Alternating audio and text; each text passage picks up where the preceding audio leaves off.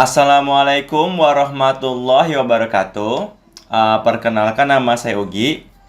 Jadi pada video kali ini kita akan praktek olah data dan cara membaca hasil menggunakan software Smart PLS versi 4. Nah, contoh kasusnya seperti ini. Di sini ada 5 variabel laten. Yang warna biru ini ada 6 variabel laten. Nah, yang variabel laten itu yang bulat warna biru. Kayak environmental awareness. Kemudian yang kedua apa namanya? Travel behavior, influence of technology.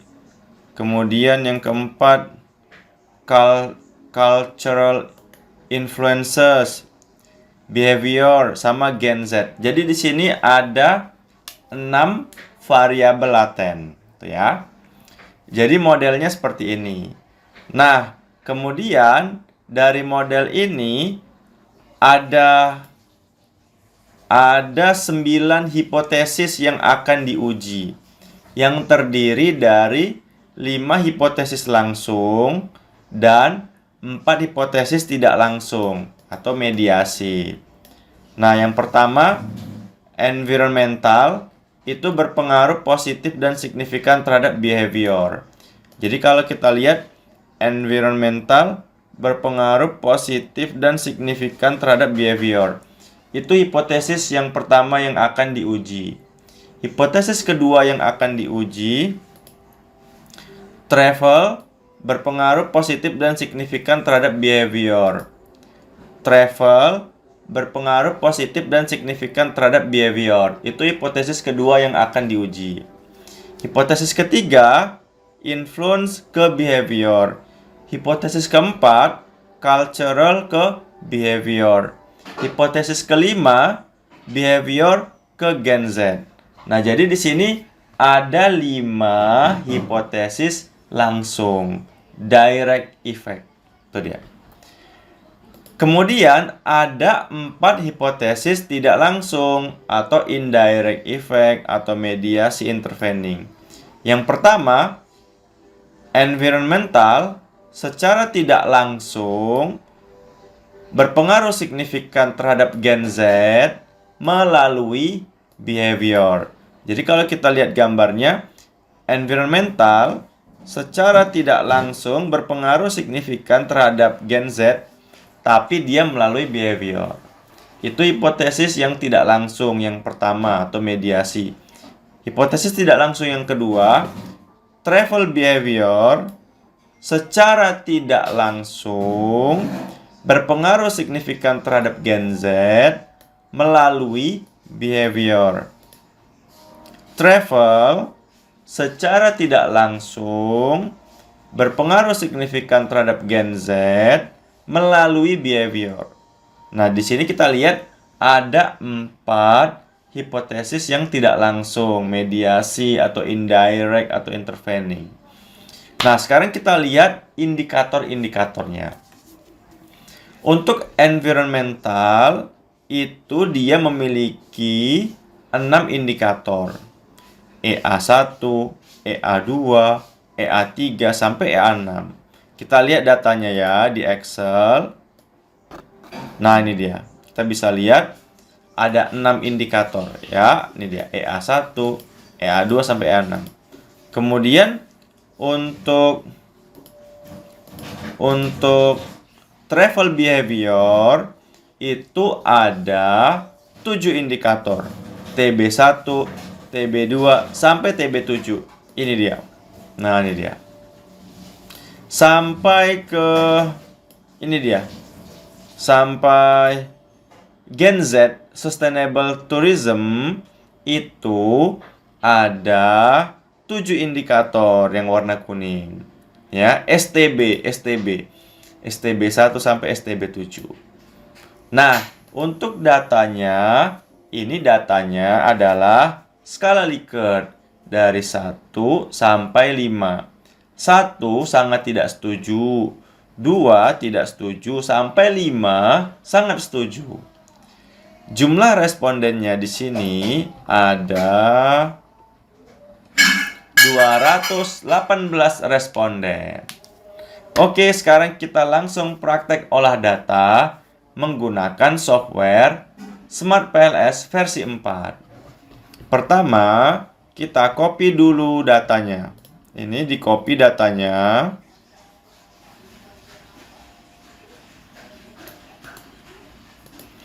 Kemudian kita buat project baru,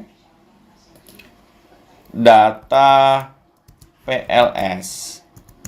Kita pindahkan datanya, kita save, dan kita tutup, kecilkan. Sekarang kita jalankan Smart PLS versi 4. Kita buat project baru, namanya latihan 1 create. Kita import datanya di tempat Udin tadi. Kemudian kita pilih import, maka datanya sudah diimport. Kita pilih back, kita pilih create model. Kita pilih modelnya namanya PLSM, kasih nama latihan 1. Save. Nah, baru kita gambar modelnya. Oke, sekarang kita coba gambar modelnya dulu ya. Latent variable. Kita beri nama ini dia. Kita gambar dulu ya. Jadi saya nggak usah jelasin, teman-teman boleh lihat.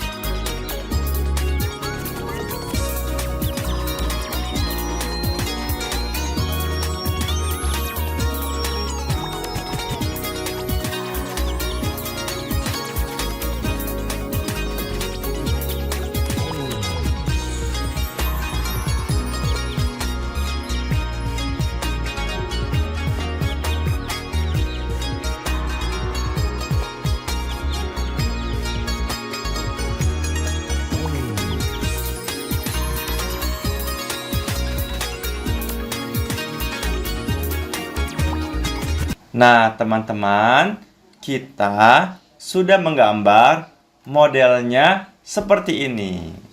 Sekarang kita lanjut ke tahap uji validitas.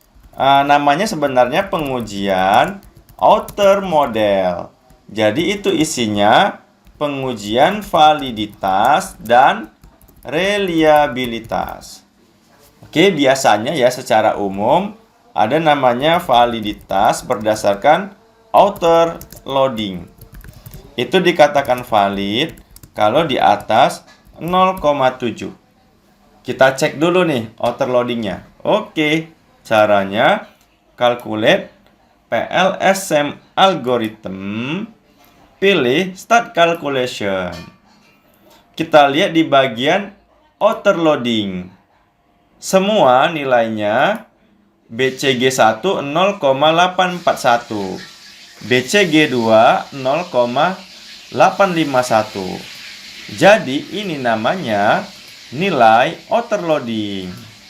Semua nilainya sudah di atas 0,7. Berarti seluruh indikatornya sudah valid. Hore, aman. Yang kedua, kita mau memeriksa validitas berdasarkan average variance extracted atau disingkat AV. Dikatakan valid kalau di atas 0,5. Oke, kita lihat AV-nya. AV ada di sini. Nah, ini dia AV. Kita lihat AV untuk behavior 0,705. AV untuk culturer 0,706. Semua nilai AV-nya sudah di atas 0,5. Berarti sudah valid. Hore. Kemudian kita periksa reliabilitas berdasarkan composite reliability. Dikatakan reliable kalau di atas 0,7. Oke, kita cek. Composite reliability ada 2. Ya sudah, semuanya sudah di atas 0,7. Berarti sudah reliable. Hore. Kemudian kita periksa reliabilitas berdasarkan Cronbach alpha. Dikatakan reliable kalau di atas 0,7. Oke, kita periksa Cronbach alpha-nya. Ini dia. Semua sudah di atas 0,7. Sudah reliable. Hore. Kemudian kita periksa validitas diskriminan. Di sini sebenarnya ada 3 versi kalau nggak salah. Ada namanya Fornell-Larker, ada namanya cross-loading, ada namanya HTMT. Namun, saya menggunakan yang versi validitas diskriminan HTMT. Itu nilainya harus lebih kecil daripada 0,9. Baru lolos validitas diskriminan berdasarkan HTMT. Coba kita lihat. Nah, ini dia HTMT. Semua nilainya sudah di bawah 0,9. Artinya sudah lolos dari validitas diskriminan berdasarkan HTMT. Oke, hore. Kemudian kita lanjut ke pengujian hipotesis. Ini dia, pengujian hipotesis. Yang ini dia tadi. Oke, apakah hipotesisnya diterima? Kita langsung menuju ke bootstrapping. Calculate bootstrapping. Di sini bawaannya 5.000 subsampel. Tapi teman-teman boleh mengatur 10.000 atau 500 terserah. Oke, kita pilih Start Calculation.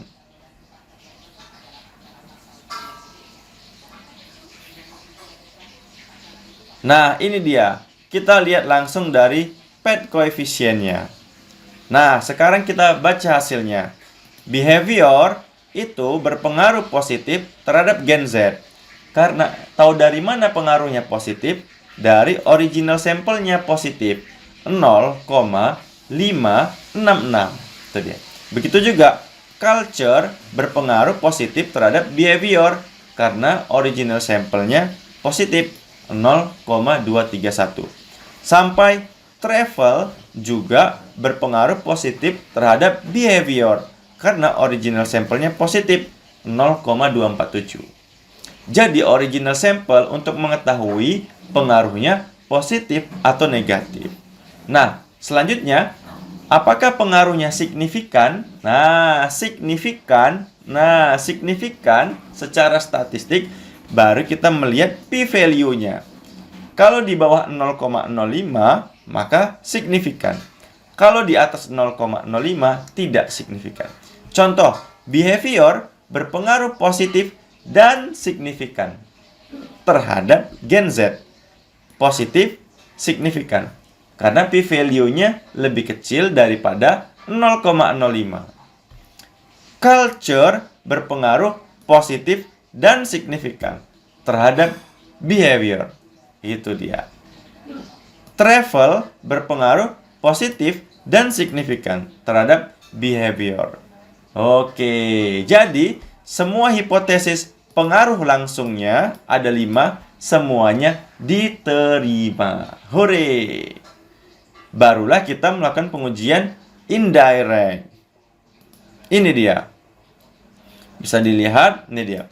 Kita cukup lihat p-value-nya aja.